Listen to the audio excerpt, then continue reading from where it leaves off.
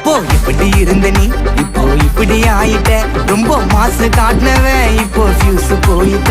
அடையில் ஒரு வாழ்க்கையும் நாரும் எட்டி பார்த்தா உன் கருத்தை வேணாண்டா கொஞ்சம் மூடுறாங்க.